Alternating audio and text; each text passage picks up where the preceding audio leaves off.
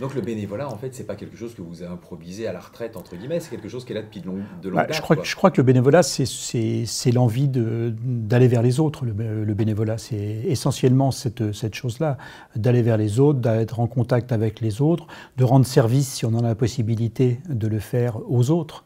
C'est le lien social, le bénévolat. Alors le bénévolat, c'est donner de son temps, mais qu'est-ce qu'on y retrouve aussi? Parce qu'on doit y trouver quelque chose quand même. Ce sont des rencontres. Le bénévolat, ce sont des rencontres.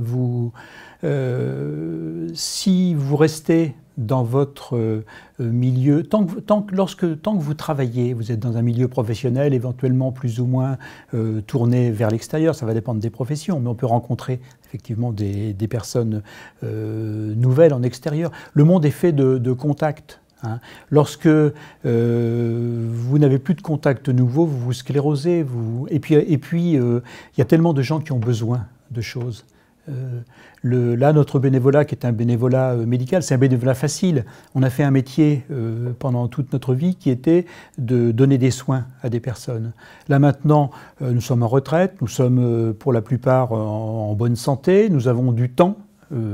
Eh bien, il y a des gens qui actuellement en France n'ont pas la possibilité de se soigner. Nous avons le temps, ouvrons notre porte, justement, c'est le centre porte ouverte, ouvrons notre porte à ces personnes pour qu'elles viennent chercher les soins dont elles ont besoin, l'écoute dont elles vont avoir besoin, les contacts dont ils vont avoir besoin, les orientations, parce que parfois il y a des dispositifs dont elles peuvent bénéficier qu'elles ne connaissent pas. Donc c'est donnons de notre temps, un peu chacun de notre temps. Là, c'est vraiment finalement la mise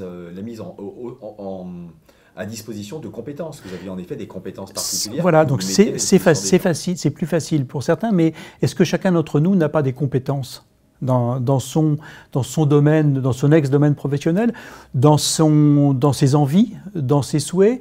Les gens peuvent avoir des compétences dans leurs loisirs, par exemple.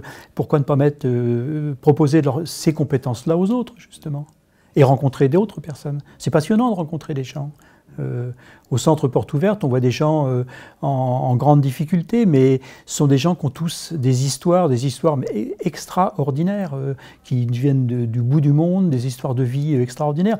Un peu compliqué parfois de nous les raconter parce qu'ils ne parlent pas toujours français, mais on arrive à se comprendre. Il y a un échange humain qui peut être très, très gratifiant pour les personnes elles-mêmes, et c'est le but de la chose, mais pour nous aussi, bien sûr.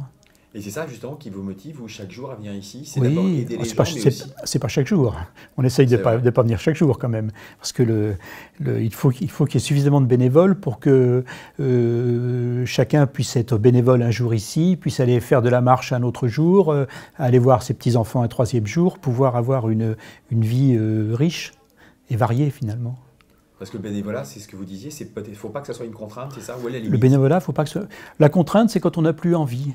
Et peut-être que les bénévoles ont besoin de changer de bénévolat au fil du temps. Peut-être qu'il faut être bénévole dans un domaine particulier pendant quelques temps, et puis qu'au bout d'un certain temps, eh bien, on peut ressentir l'envie d'aller voir ailleurs, vers un autre bénévolat.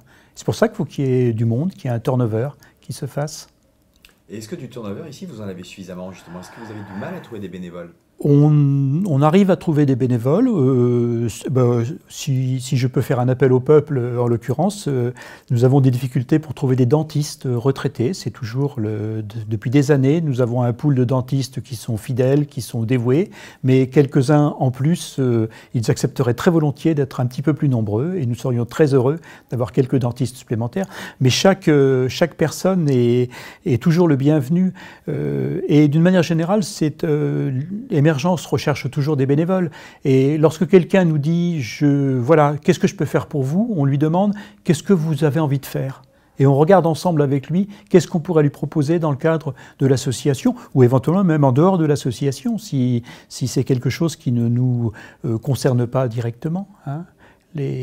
Faut proposer aux gens de faire des choses. Les gens sont pleins d'envie, éventuellement. Il y a des bénévolats qui peuvent être extrêmement simples. On a des personnes qui viennent servir le repas le soir. En période hivernale, nous avons un abri de nuit qui est ouvert. Nous avons ouvert également un centre à Chambray-les-Tours pour des familles en grande difficulté et des mineurs. Ça, et tous les soirs, avec Émergence. Et tous les soirs, avec Émergence, il y a un bénévole qui vient pour faire le service du repas. en fait. Hein. Il y a des salariés, bien sûr, mais il y a besoin d'un bénévole qui est là, qui va aider au repas, qui va pouvoir parler avec les personnes. C'est extrêmement... Alors, c'est quelque chose de bref, c'est 19h, 20h30, 21h.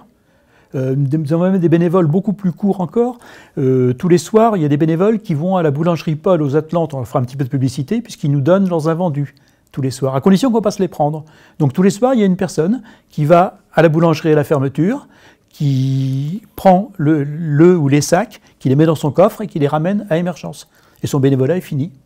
Finalement, voilà. Ce qu'on peut expliquer, ce qu'on peut voir à travers ces exemples, c'est qu'il y a du bénévolat, il y a de tout dans le bénévolat. Il y a de tout dans le bénévolat. Et il y a de la place pour tout le monde dans le bénévolat.